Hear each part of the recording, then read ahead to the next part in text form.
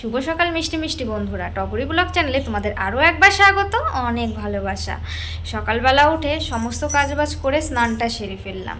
কালকে রাতে ভিজিয়ে রেখেছিলাম 2-3 বালতি জামা কাপড় বলতে কি নেহার বাবার জামা তো কালকে ধুয়ে দিয়েছিলাম, আর রাতে ভিজিয়ে রেখেছিলাম 3টে চাদর।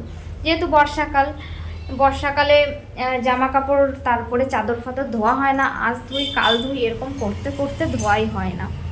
তো কালকে রাতে ভিজিয়েই দিয়েছি। সকালবেলা উঠে বাসি কাজ করে ঘরটা মুছেই চলে গেলাম বাথরুমে, গিয়ে জামা কাপড়গুলোকে ধুয়ে নিলাম। তো দেখো মেলে দিয়েছি, তোমরা তো দেখলেই। আর আবার তুলতে হচ্ছে কারণ বৃষ্টি পড়ছে। এই একদিন এসেছে শুধু একটা বাড়তি কাজ, একবার জামা কাপড় মেলো আবার তোলো, মেলো আবার তোলো। তো সবে স্নান করে উঠলাম, স্নান করে উঠে দেখি যে মেঘলা করেছে, ছিটে ফোঁটা বৃষ্টি পড়ছে। যাব আবার নেহাকে নিয়ে স্কুলে। তো এবার যদি স্কুলে গিয়ে যদি আটকে পড়ি বৃষ্টির জন্য, তখন তো যেটুকুই শুকিয়েছে আবার তো ডবল করে আমার খাটতে হবে, ফ্যানের নিচে দিতে হবে। তারপরেও একবার শুকিয়ে যাওয়া জিনিস আবার যদি ভিজে যায় তো গন্ধ হয়ে যায়। তো সেই কারণে ছিটে ফোঁটা যখন বৃষ্টি পড়ছে তুলেই রেখে যাই। আর মনে হচ্ছে বৃষ্টিটা একটু ভালোভাবেই হবে, কারণ মেঘ কিন্তু প্রচুর করেছে আর ডাকছেও কিন্তু গুরুম গুরুম করে। দেখো আকাশের অবস্থাটা দেখো একবার। সকালে কিন্তু ভালোই রোদ উঠেছিল, তো ভেবেছিলাম যে আজকের দিনটা হয়তো ভালোই যাবে, রোদ যখন উঠেছে দিনটা হয়তো ভালো যাবে। ও বাবা, যেটা ভেবেছি সেটা তার উল্টোটা হলো। দেখো হাওয়া, তার সাথে মেঘ আর বৃষ্টি হচ্ছে। এমনটা করলে হয় বলো? নিয়ে যাবো আবার নেহাকে স্কুলে, কি করে নিয়ে যাই বলো? সাইকেল চালিয়ে পেছনে ও বসে থাকবে, আবার ছাতা নিয়ে, অসম্ভব ব্যাপার একটা। এইভাবে কখনো যাওয়া যায় না একটা বাচ্চাকে নিয়ে।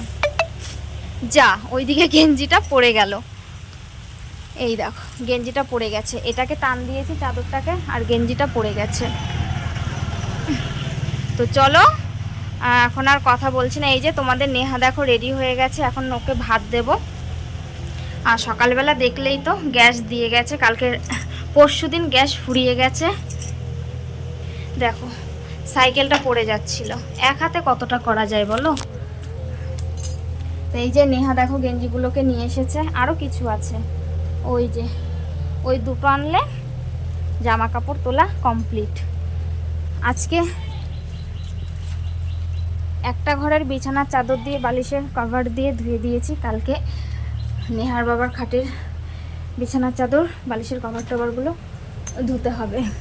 অনেক কাজ, প্রচুর কাজ। এই বর্ষাকালটা আসলে কাজের শেষ থাকে না। এর থেকে শীতকালটা অনেক ভালো। এই বর্ষাকালে কিছু ভেজালে শুকাতে চায় না, তারপরে মেলার অভাব, কোথায় মেলবে একটা অসুবিধা পড়ে যায়। তো থালা বাসন যাই এঁঠোকাটা ছিল কালকে রাতে সব কিছু ধুয়ে মেজে রেখেছি, যেহেতু কালকে রান্নাবান্না কিছুই হয়নি। তো নেহাকে এখন খেতে দিয়ে দেব, হাঁপিয়ে গেছে স্টেশনে কাজ করতে করতে। আর এখন আমি কিছু খাইনি, প্রচুর জল তেষ্টা পেয়েছে, গলা শুকিয়ে গেছে, গলা শুকিয়ে যাচ্ছে, জল খাবো। আর এই দেখেছো বিছানার চাদর টাদর সব তুলে ফেলেছি, এই খাটেরটা সব ধুয়ে দিয়েছি। তো চলো তোমরা সাথে থাকো, পাশে থাকো, অনেক কথা তোমাদের সাথে শেয়ার করার আছে। তো কেউ ভিডিওটা স্কিপ করো না, তোমরা দেখতে থাকো। আমি একটু জলটা খেয়ে রেডি হই আর দেখি আকাশের অবস্থা কীরকম। বৃষ্টি যদি সেরকম হয় নেহাকে নিয়ে যাব না, আর যদি হয় তাহলে নিয়ে যাব না, যদি না হয় তাহলে তো নিয়ে যেতেই হবে। চলো চলে আসলাম। দেখো কালকে নেহার বাবা এই সনপাপড়ির এটা নিয়ে এসেছে, আর এটা এক জায়গা থেকে দিয়েছে। তো দেখতে পাচ্ছ পিঁপড়ের কীরকম উৎপাত, দেখো রেখে শান্তি নেই, কোথায় রাখবো, কোথাও রেখে শান্তি নেই। দেখো কালো পিঁপড়ে সাদা পিঁপড়ে পুরো ছেকে গেছে। কালকে রাতে যেহেতু আমি খাইনি, তো নেহার বাবা যখন এটা নিয়ে এসেছে, আর এটা তো মিষ্টির দোকানেরই হবে, এখানে কোনো আমিষের কোনো কিছুই নেই। তো সেই কারণে ভাবলাম এখান থেকে কিছু খাই। তো আমি আর নেহাই খেয়েছি এখান থেকে নিয়ে, তো খেতে বেশ লাগছিল, সেই কারণে এখানে ফাঁকা, এখানেই ছিল। তো আমি আর নেহা কালকে রাতে খেয়েছি, আর সকালে নেহা হয়তো দুটো খেয়েছে। তো এখন আমি ভাবছি একটা সনপাপড়ি খেয়ে যাই, কারণ সকালে তো কিছুই খাবো না। আর নেহা ওইদিকে ভাত খাচ্ছে, ওর ঠাম্মি রান্না করে দিয়েছে, ও এখন খাচ্ছে। টিভি দেখছে আর খাচ্ছে। তো ভাবছি আমি এখান থেকে একটা শনপাপড়ি নিয়ে খেয়ে জল খেয়ে তারপরে যাই।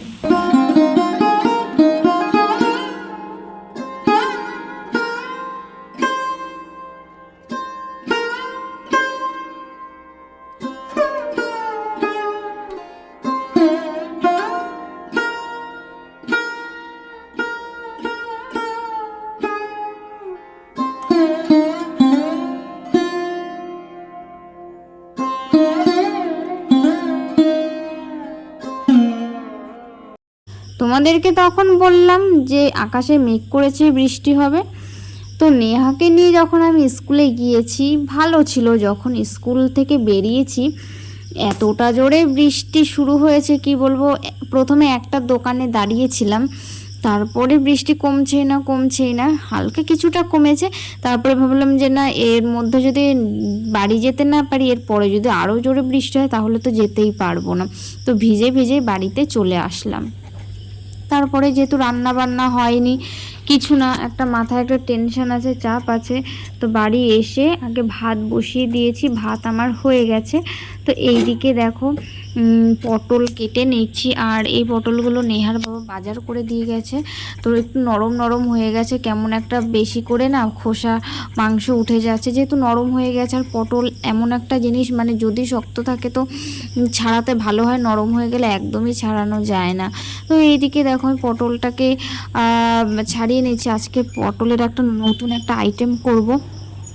জানি না তোমরা আগে এরকম খেয়েছো কিনা, কিন্তু আমি এটা মানে আমার ইচ্ছে করে খেতে, কিন্তু নেহার বাবা পছন্দ করবে কি করবে না, তো সেই কারণে আমি করতেও পারি না। আর আজকে যেহেতু নেহার বাবা খাবে না, তো ভাবলাম না, পটল যখন ঘরে আছে এই রেসিপিটা আজকে আমি বানিয়ে দেখি কেমন লাগে।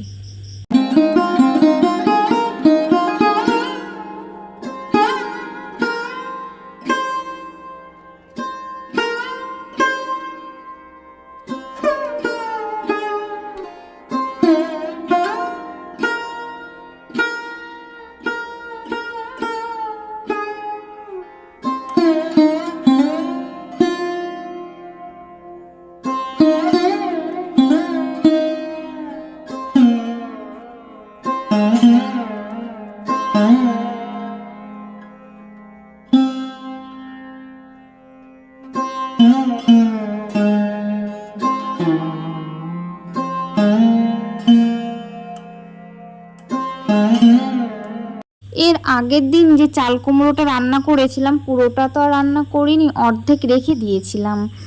তো দেখো সেই অর্ধেকটা আজকে ছেচকি করে নিলাম। এদিকে চাল কুমড়োর ছেচকিটা পেঁয়াজ টেয়াজ দিয়ে করে নিয়েছি।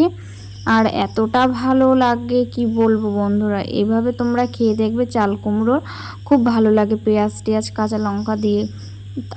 তা ওইদিকে তো আমার তো হয়ে গেছে। তো এখন দেখো যে পটলের যে রেসিপিটা করব তার সাথে একটু আলু কুচিয়ে নিয়েছি, যেহেতু দুইবার খাবো, দুপুরে আর রাতে।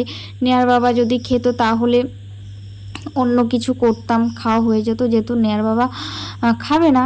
তো সেই কারণে ভাবলাম না, রাতে আর কি করবে, একেবারে একটু আলু দিয়ে নিই, বেশি করে নিই, দুপুরে আর রাতে হয়ে যাবে।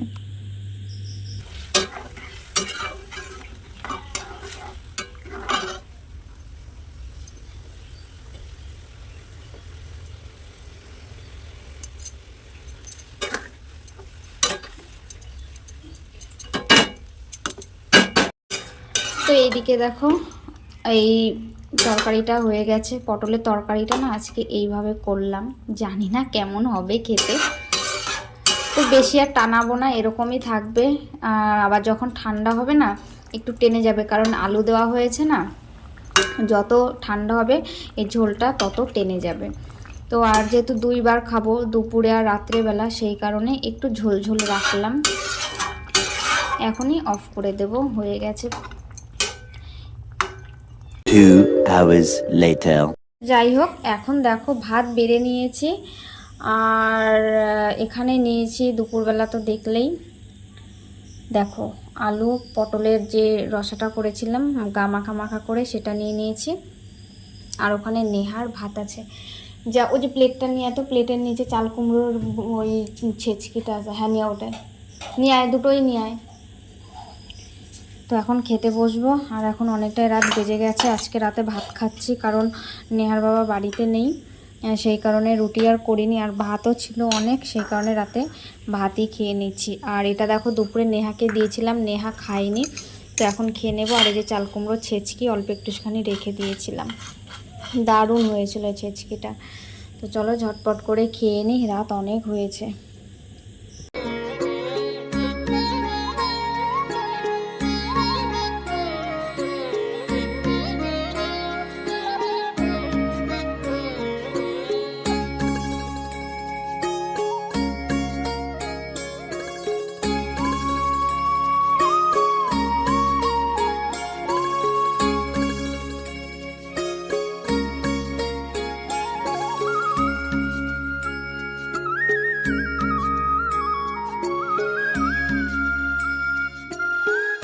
তো যাই হোক, এই খাওয়া দাওয়ার পর এই উঠলাম, নেহাকে ওষুধ খাইয়ে দিলাম।